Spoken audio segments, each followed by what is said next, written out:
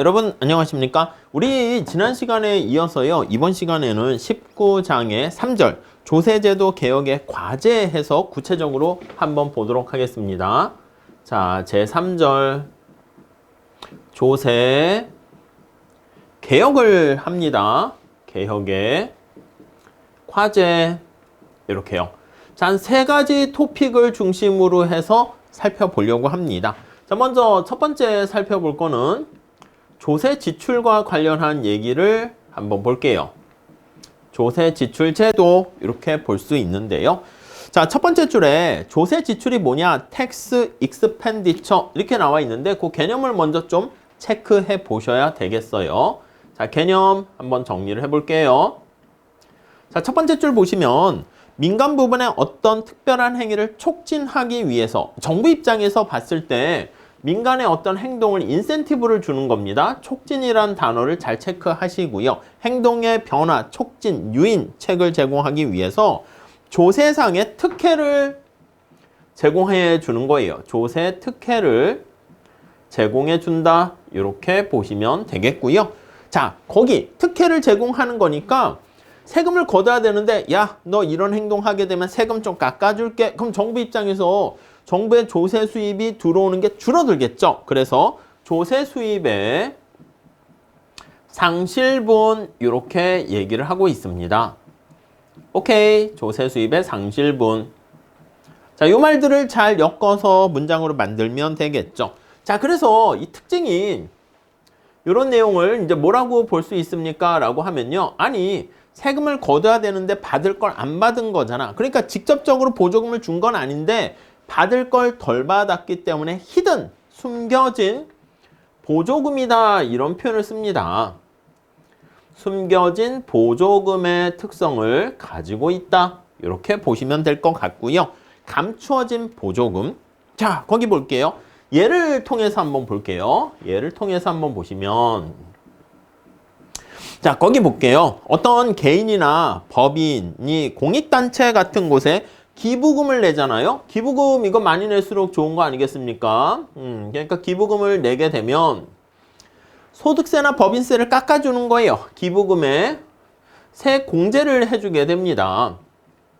이렇게 소득공제, 세액공제를 해주게 되면 기부를 더 많이 할 수 있겠죠. 아니면 투자를 촉진하기 위해서 앞에서 촉진이라는 말이 있죠. 기부를 촉진하기 위해서 투자, 세액공제 이런 것들이 다 감춰진 보조금의 특성입니다. 자, 우선 용어 자체가 밑에 각주에도 보시면 조세 지출이라는 단어를 쓰긴 하겠지만 이러한 특성을 갖고 있는 것을요. 조세 지원 또는 조세 지원 또는 조세 보조 예, 감추어진, 숨겨진 보조금 이렇게 돼 있다고 그랬죠. 조세 특혜 여기 밑에 있는 단어들이긴 합니다. 조세 특혜 또는 조세 유인, 인센티브 이런 걸로도 같은 말이니까 정리해 주시면 될 것 같습니다. 자, 다음 페이지 가보시면 어떤 종류의 첫 번째 줄 볼게요. 경제적 행위를 유도하는 데 있어서 직접적 지출보다 이거 숨겨진 보조금 아니겠습니까? 그래서 약간 조세 지출이 세 번째 줄 보시면 상대적으로 더 효율적이다라는 점을 들어서 조세 지출을 옹호하는 사람들도 있는데 대부분은 어떻게 됩니까? 그래요. 이 도와준다는 것은 이제 좋아하는 사람들은 뭐야? 도와주는 사람들은 이렇게 긍정적으로 보는 사람은 요 촉진한다라는 거에 방점을 두고 있으니까 야, 이거 괜찮은 거 아니야? 인센티브에 충격을 주는 거잖아. 이렇게 보는 것이고 네거티브하게 바라보는 사람은 야, 이거 숨겨져 있네. 니네들 몰래 투명하지 않게 하면서 몰래 너네들끼리 해먹으려고 하는 거 아니야? 이렇게 될 수 있다는 거예요. 그래서 거기 보시면 부정적인 견해를 가지고 있게 되고요. 서레이 교수는 조세제도 안에서 이러한 조세 지출의 요소가 많이 있으면 많이 있을수록 이게 조세제도의 예외 조항 아니겠습니까? 그러니까 어떻게 되겠어? 그래요. 비효율성이 높아지게 된다라는 측면을 들어가지고 대부분은 약간 부정적으로 보기도 합니다. 그리고 더 나가서 어떻게 됩니까? 이렇게 비효율성이 높아지는 많은 요인들 중에서 또 숨겨진 여기에 포커스를 맞추게 되는 거예요. 여기서 다음 줄에 가보시면요. 감춰진 보조금 역할을 하는데 정말로 필요한가? 엄격한 심사가 없어. 그러니까 자의적이죠. 자의적. 정책 담당자가 그래요. 이거는 뭔가 제가 감추어진 보조금 비슷하게 혜택을 드리도록 하겠습니다. 뭔가 원칙이 없어 보일 수 있어. 자의적으로 운영될 가능성이 있고 한 개인이나 기업에게 뭔가 인센티브를 준다는 명목하에서 수천억 원에 이르는 보조금을 지급하게 되면 직접적으로 지급하게 되면 문제가 될 수 있는데 받을 거를 안 받게 자의적이고 감추어진 은밀한 이런 거니까 이제 문제가 발생할 수 있다. 이렇게 보시면 되겠습니다. 그런데 당연히 정책 담당하는 사람들은 어떻게 됩니까? 선호하겠죠. 다음 단락에 그렇게 있습니다. 그리고 그 다음 단락에 한번 보시면 정부가 조세 지출의 수단을 통해서 민간의 어떤 행위를 부추긴다 그랬습니다. 촉진한다 그랬습니다. 그게 정당화되기 위해서는 다음과 같은 여기 앞에서 본 것처럼 대부분은 부정적으로 보는데 요 촉진, 인센티브 요 측면에서 뭔가 정당성을 찾게 된다라고 하려면 나름대로의 요 정당성에 대한 조건이라고 할까요? 요게 충족되려면 몇 가지 조건이 있어야 된다는 거야. 그걸 한번 볼게요. 첫째 볼까요? 자, 왜 그와 같은 마지막 단락 세 번째 줄 찾았습니까? 왜 그와 같은 행위를 부추겨야 할 필요가 있는가 물음에 대해서 적절하게 답을 할 수가 있어야 돼요. 야, 왜 이걸 해야 되는데 여기에 답을 해야 됩니다. 오케이? 그 예를 통해서 보세요. 자선단체에 대한 기부 행위를 부추기기 위해서 이건 좋은 거 아니겠습니까? 그러니까 거기까지는 다들 끄덕끄덕해. 이해 가시죠? 근데 종교단체에 대해서 헌금에 대해서 부추겨 이거는 이거 갸우뚱 이럴 수 있다는 것이죠. 야, 종교단체도 물론 영리단체는 아니긴 하지만 야, 그래도 내야 되는 거 아니야? 그런 생각, 갸우뚱 할 수가 있기 때문에 사회적으로 지원해줘야 하는 이유가 확실하지 않게 되면은 조세 지출이 오히려 남용될 수가 있고요. 재정적인 손실이 발생하는 게 있기 때문에 사람들이 동의하지 않게 된다는 것이고요. 다음 두 번째. 어떤 행위가 맞습니다. 보조금이나 등등등 해야 될 정당성은 확보했어. 왜? 이거는. 근데 야, 그걸 왜 네가 정부가 해야 돼? 그리고 방법이죠, 방법. 방법 측면에서 뭐 그것도 왜라고 할 수 있겠지만 방법 측면에서 왜 정부가 해야 돼? 민간이 좀 더 효율적이고 바람직한 거 아니야? 그렇게 볼 수도 있다고요. 그래서 정부가 해야 되는 것은 야, 그 민간이 그 잘 안 되고 우리가 뭐 나쁜 짓이 아니고 그 부모와 같은 온정적 간섭주의라는 표현이 있죠. 그것처럼 온정적 간섭주의에 입각해서 하는 건데 약간 그것도 갸우뚱일 수가 있게 된다는 것이고요. 다음 세 번째. 정부가 어떤 행동을 촉진, 유인한다는 측면 거기까지는 알겠어. 근데 왜 조세 지출 방법이지? 또 똑같습니다. 왜 조세 지출 방법이지? 무슨 말씀인지 아시겠죠? 다른 대안은 없어? 이렇게. 그러니까 여기서 나와 있는 건 이제 주체가 왜 정부가 해야 되냐? 이거고요. 좀 다른 대안이 없을까? 방법 면에서. 거기 보시면 세 번째 줄 보세요. 어떤 게 선의에서 출발한 정책인데 그게 낭비적인 결과를 가져올 수도 있고요. 정부 실패라 볼 수가 있겠죠. 그렇기 때문에 그런 얘기들 거기 나와 있습니다. 자, 조세 지출 관련해서요. 마지막 단락 보시면 효율성 관점에서 조세 지출이 있으면 여기 나와 있는 것처럼 조세 제도가 복잡해지니까 이렇게 비효율성이 높아지는 효율성 측면에서 주로 많이 얘기를 하고 있는데 공평성 측면에서도 문제가 될 수 있다는 거야. 추가로 공평성 측면에서도 체크를 해야 됩니다. 측면에서도 효율성이 떨어지는 것은 당연한 거고 논의를 해야 됩니다. 자, 책에 한번 보시면은요. 자, 밑에서 네 번째 줄 볼까요? 역전된 보조라는 말 있습니까? 보조금의 흐름이 가만히 보면 이게 대기업이라든가 개인도 뭔가 힘이 세고 등등등 이 보조 혜택 받게 되는 건데 특혜가 오히려 부유한 사람, 그런 사람들이 받게 되면 정작 받아야 될 사람이 못 받게 되는 역전된 보조의 성격을 보조금의 성격을 지닐 수 있는데 이렇게 되면 공평성 측면에서도 문제가 발생할 수 있다 볼 수가 있겠습니다. 거기 나와 있는 것처럼 거꾸로 부유층에게로 돈이 흘러가게 되는 혜택 발생할 수 있게 된다는 것이죠. 자, 그 정도 정리를 해 보시고요. 다음 페이지 589페이지 첫 번째 줄 보시면 대부분 나라에서 실제 한번 보니까 이 조세 지출 제도를 가만히 보니까 부유층에게 유리한 방향으로 가고 있다라는 게 어느 정도 사실이다 이렇게 지적하고 있습니다. 여기서 첫 번째 조세제도 개혁과 관련한 과제에서 조세 지출에 대해서 살펴봤고요. 두 번째는요. 인플레이션과 관련한 문제들을 한번 살펴보도록 하겠습니다. 인플레이션은 물가가 상승하는 거잖아요. 첫 번째 줄 보시면 자, 인플레이션은 다음의 두 가지 경로에 의해서 납세자들의 실질적인 조세 부담에 영향을 줍니다. 첫 번째는요. 인플레이션이 세 번째 줄 보시죠. 자본이득, 기업이윤, 이자소득 등 특정 형태의 소득에 영향을 주게 돼서 실질적인 조세 부담이 변할 수 있습니다. 오케이. 그래서 먼저 첫 번째는 실질적인 직접적으로 조세 부담에 영향을 줄 수가 있고요. 부담이 변화하게 됩니다. 다음 두 번째 보시면 각종 소득공제, 세액공제, 소득구간 이런 측면에서 그러니까 세금을 때릴 때 명목소득에 기초하기 때문에 인플레이션 하에서는요.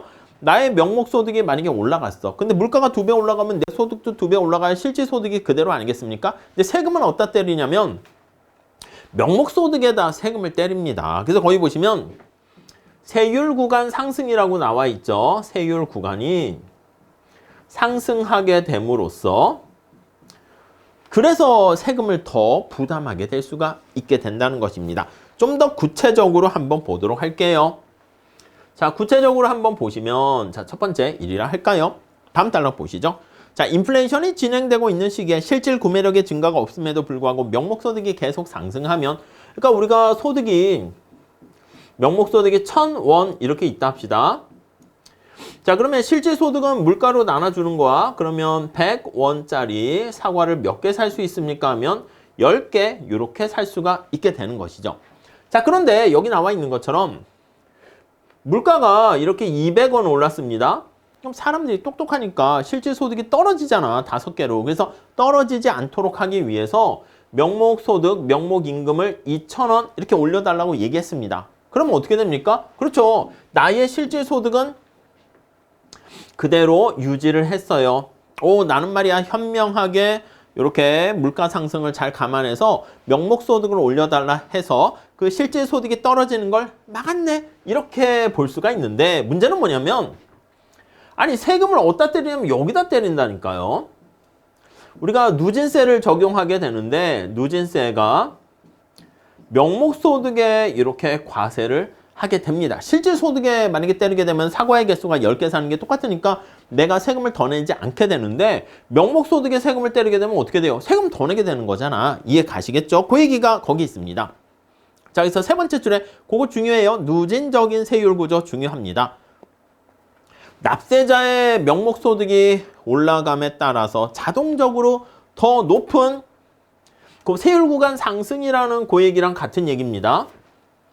그래서 명목소득의 증가는 실질소득은 그대로인데 명목소득의 증가는 더 높은 세율 구간에 이렇게 가도록 만들게 됩니다. 이해 가시겠죠? 네, 그렇게 정리하시면 되겠습니다. 자, 그래서 여러 가지 인플레이션을 감안해서 한계 세율을 조정해주지 않는다라고 하면요. 더 세금을 내게 됩니다. 오케이? 이걸 약간 인플레이션 텍스 그런 거 비슷하게 보시면 되겠죠? 인플레이션 과세 뭐 똑같은 얘기는 아닌데 살짝 그래서 텍스라고 볼 수가 있겠습니다. 다음에 거기 보니까 패크먼 연구를 살펴보니까 5% 인플레이션율을 가정했을 때 미국을 상황을 살펴보니까 최고 소득계층이 있는 사람을 제외하고는요. 모든 소득계층의 실효세율이 세금을 실질적으로 더 많이 내는 결과를 가져오게 되었는데 실효세율의 상승 그걸 감안해 봤을 때 저소득층이 오히려 더 부담이 크게 되는 그런 문제가 또 발생할 수가 있게 된다라고 볼 수가 있겠습니다. 오케이, 그 정도 보시고 다음 두 번째. 인플레이션이 진행되고 있는 시기에 밑에서 두 번째 줄 보시죠. 국민소득에서 조세 수입이 차지하는 비중은 자동적으로 커지게 됩니다. 정부의 조세, 국민 GDP에서 조세 비중이 커지니까 정부의 비중이 점차 커지는 그런 문제가 발생할 수가 있게 된다는 것이죠. 자, 다음 페이지 가보시면 그래서 정부 부분이 상대적으로 확장된다라는 측면에서 그걸 좋아할 수도 있겠지만 전체적으로 봤을 때 비중이 커지면 그게 적정 규모가 어디까지인지는 모르겠지만 뭐 있긴 있겠죠. 근데 이제 너무 커지는 것도 바람직하지 않다. 이렇게 볼 수가 있겠습니다. 오케이, 그 정도 봐주시고요. 다음 두 번째 단락 59페이지 두 번째 단락 보시면 1970년대 인플레이션이 가속화되면서 많은 나라들이요. 소득세 제도 안에서 인플레이션에 대한 조정 장치를 계속 도입하기 시작했습니다. 이런 문제 때문에. 오케이? 그래서 소비자 물가지수에 반영된 전반적인 물가 동향에 기초해서 인적 공제 수준이나 세율 같은 것들을요. 자동적으로 조정하는 대안을 마련하고 있고요. 미국이나 유럽에서는 과세 구간을 변동해서 조정해 준다거나 여러 가지 공제를 통해서 조정하는 방법을 제도화시키고 있다 나와 있네요. 자, 마지막 단락 한번 볼게요.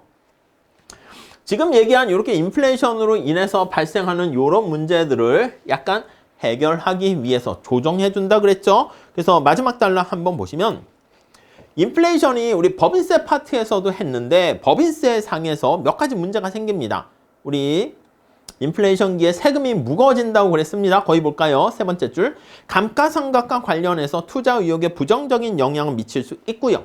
그리고 어떤 매출 원가 계산 방식을 사용했느냐에 따라서 과세 대상이 되는 기업의 이윤이 달라집니다. 파이포냐, 라이포냐 이거에 따라 달라지는 거 알고 있죠. 자, 그래서 이걸 좀 조정을 해준다라는 것을 우리가 인플레 회계다 이렇게 얘기를 하게 됩니다. 오케이, 그 정도 봐주시면 될 것 같습니다. 자, 그래서 첫 번째는 조세 지출 예산 제도에 대해서 살펴봤고요. 두 번째는 인플레이션에 대해서 우리가 쟁점을 살펴봤습니다. 자, 그 다음 세 번째는요. 소득세와 법인세 제도에 대한 얘기를 한번 보도록 할게요. 소득세와 법인세 관련한 개혁 이렇게 한번 볼게요. 자, 우선 첫 번째 소득세 관련해서 먼저 살펴보도록 하시죠. 자, 소득세 관련해서 한번 보시면 자, 우선 첫 번째 줄에 한번 볼까요? 현실의 소득세 제도는 사람들이 조세 부담을 회피하거나 포탈하려고 하기 때문에 구멍이 숭숭숭 구멍이 자꾸 커지는 그런 문제가 발생합니다. 루폴이 많아진다는 것이죠. 세금을 내야 되는데 세금을 내기 싫어서 구멍이 점차 커지고 많아집니다. 그러니까 정부 입장에서는 텍스 베이스가 이 세금을 거둬야 되는데 세원이 점차 축소되는 그런 문제가 발생하죠. 그래서 이게 세원이 텍스 베이스가 줄어든다는 것을 잠식한다라는 표현을 사용합니다. 오케이? 이런 문제가 발생합니다. 세 번째 줄 나와 있고요. 자, 그러니까 정부는 이런 세원의 잠식을 막기 위해서 소득세율을 올려요. 이제 소득세율을 올리면 세율을 인상합니다. 세율을 인상하게 되면 당연히 어떤 일이 발생해요? 사람들이 더 세금을 안 내지. 조세에 대한 회피라든가 뭐 탈세라든가 이게 더 증가합니다. 그럼 또 세원이 또 이렇게 잠식되는 문제가 발생하니까 이렇게 악순환이 발생하게 됩니다. 자, 그래서 기본적으로 이런 문제를 어떻게 해결할 수 있습니까? 라고 하면 야, 됐어. 야, 이거 구멍 다 메꿔. 모두 다 똑같이 세금 내. 다 그냥 예외 조항 없어. 이게 뭐야? 포괄적 헤이그 사이먼즈의 포괄적 소득세가 되는 것이죠. 그래서 포괄적 소득세는 야, 경제적 능력을 증가시키는 거는 전부 다 과세 대상으로 해! 이렇게 보게 되는 것입니다. 자, 거기 보시면 두 번째 단락 거기 포괄적 소득세 나와 있고요. 네 번째 줄 볼까요? 이 소득의 정의에 따르면 납세자의 경제적 능력의 순증가를 가져오는 것이면 전부 다 실현 여부와 상관없이 이게 발생주의 아니겠습니까? 발생주의. 그래서 실현 여부와 상관없이 다 과세 대상으로 모두 소득으로 간주하게 됩니다. 자, 더 나가서요. 소득세 경우에 비한다면 마지막 단락 볼까요? 소득세를 지출세로 대체하자. 그런 주장도 있습니다. 지출세를 도입하자. 소비세라고도 번역하기도 하고 그렇죠. 지출세라는 대안을 제시하기도 합니다. 자, 밑에서 두 번째 줄 보시면 소득세를 지출세로 바꾸게 되면요. 효율성과 공평성을 더 개선시킬 수 있다라고 칼도를 위시한 많은 학자들이 있다고 그랬죠. 자, 지출세는 어떻게 됩니까? 그렇습니다. 소비에 대해서만 과세를 하기 때문에 저축에는 과세 대상에서 제외가 되는 거죠. 저축은 과세 대상에서 제외가 됩니다. 아니 그러면 저축을 많이 하게 되고 그게 투자로 연결되니까 장기적으로는 경제 성장이 되는 거 아니야? 그렇게 기대를 하기도 하는 것이죠. 다음 페이지 가보시면 자, 여기서 1900 이게 완전히 먼 얘기가 아니라 1995년입니까? 예, 95년 미국에서는 상원에서요. 의회에서 거기 보니까 USA 세입니다. 약간 unlimited 무제한 저축 공제세를 이용해 가지고 저축은 세금 안 하겠어요. 뭐 이렇게 얘기를 하게 되는 거 아니겠습니까? 이게 바로 약간 지출세랑 비슷한 맥을 가지고 있다. 맥락이 연결된다. 이렇게 보시면 될 것 같습니다. 오케이. 자, 그리고 두 번째 단락은 지금까지 본 거와 대조적으로 소득세의 골격은 그대로 유지하되 완전히 바꾸지 말자. 야, 포괄적 소득세 이거 좀 너무 나간 거 아니냐? 그럼 어떻게 할 건데? 그래. 좀 약간 그거까지는 유지하면서 그나마 대안이 단일세율 이렇게. 단일세율. 근데 단일세율이라는 건 세율이 하나니까 효율성이 높지 않겠습니까? 근데 우리가 부의소득세랑 비슷하게 단일세율이지만 누진세를 접목할 수 있는 것. 네거티브 인컴 텍스 같은 맥락이죠. 그래서 단일세율을 지지하게 되는 사람들은 당연히 요거는 거기 보시면 근로의욕에 나쁜 영향을 미치지 않는 정도 이렇게요. 세금을 많이 부과하게 되니까 근로의욕이 줄어 이거 저해를 억제할 수 있다라는 그런 측면의 효과가 있고요. 당연히 이제 누진소득세로 적용할 수도 있겠지만 근데 쉽진 않습니다. 그래서 거기 보시면 누진세와 관련한 그런 측면에서는 공평성 측면에서는 조금 약간 애매하다 이렇게 부정적이다 이렇게 얘기를 하게 됩니다. 오케이, 이 정도 봐주시고요. 자, 다음 법인세 한번 내용을 보도록 하겠습니다. 자, 첫 번째 줄 법인세는요. 대부분 나라에서 현행의 법인세 제도와 관련해서 다음과 같은 문제점을 가지고 있다 합니다. 어떤 문제점이 있지? 한번 보시면 첫 번째. 자, 법인세 제도가 저축과 투자 행위에 적절한 유인을 제공하지 못한다. 이겁니다. 저축과 투자 유인의 효과가 별로 없어. 이렇게요. 오케이? 자, 그게 이제 첫 번째 단락에 나와 있고요. 세 번째 줄 볼까요? 한 국민 경제 안에서 일어나는 투자를 기업 부분이 전담하고 저축에는 기업이 상당한 기여를 하고 있는 반면에 법인세 대상에서 적절한 저축과 투자에 제공하는 인센티브 이거 별로 없다는 것이죠. 그러니까 우리가 법인세 파트에서 본 것처럼 법인 부분에 세금을 때리는데 법인 부분이 가지고 있는 자본에 대한 과세의 성격을 지니고 있지 않습니까? 그렇게 되면 당연히 저축과 투자를 저해할 수가 있게 되고요. 그 다음 또 하나는요. 자기 자본과 타인 자본을 다르게 취급합니다. 그래서 거기 보시면 첫 번째, 두 번째, 둘째, 첫 번째 줄 볼게요. 둘째로 차입해서 쓴 자금에 대해서는 지급한 이자에 대해서는 타인 자본이죠. 비용 공제를 허용하는데 자기 자본에 대해서는 내가 imputed 귀속 이자에 대해서는 공제를 하지 않습니다. 그러니까 타인 자본에 대해서 우대를 합니다.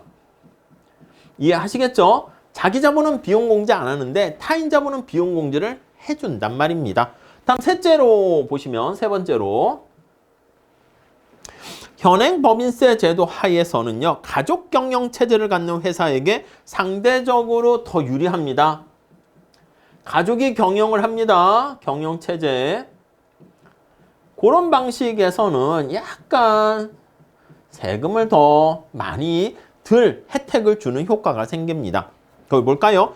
조세 부담을 줄이기 위해서 영업이윤을 월급이라는 형태로 바꾸거나 세금을 덜 내는 방법을 사용하는 것이죠. 사내 유보한다거나 그래서 이게 변칙적으로 운영을 할 수가 있습니다. 이 세금을 줄일 수 있게 된다는 얘기죠.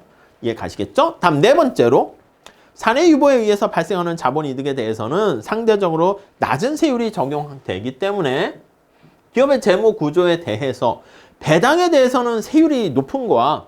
그러니까 기업 입장에서는 사내 유보와 사실은 경제학적으로 봤을 때는 배당과 사내 유보 봤을 때 사내 유보를 우대해 줍니다. 오케이? 여기는 자기 자본에 대해서는 귀속이자라고 쓸게요. 귀속자 빼도 되긴 하지만 자기한테 귀속된 이자에 대해서 공제를 허용하지 않습니다. 오케이? 타인 자본에 대해서 혜택을 많이 주고 그리고 사내 유보하게 되면 세율이 낮아요. 근데 배당에는 높은 세율을 줍니다. 더 상대적으로.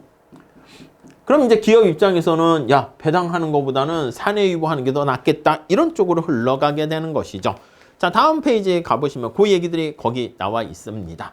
자, 그리고 두 번째 단락 보시면 그 밖에도 법인세 제도 개혁될 때마다 반드시 등장하는 것들이 많이 있는데 법인세 관련한 통합 문제, 소득세와의 통합, 이런 것들이 언제나 이슈가 된다라고 보시면 되겠습니다. 그 정도 봐주시면 될 것 같아요. 자, 그래서 이번 시간에는요, 앞에서 말씀드린 것처럼 조세 지출과 인플레이션과 그리고 소득세 법인세의 개혁과 관련해서 현실에서 문제가 되는 것을 우리가 저 앞에서 봤었던 내용을 다시 한번 정리를 했다. 이렇게 정리하시면 되겠습니다. 자, 이 정도 하시고요. 다음 시간에 조세제도 개혁의 현실에 대해서 선진국의 경험과 우리나라의 경험 나눠서 한번 살펴보도록 하겠습니다. 다음 시간에 볼게요. 감사합니다.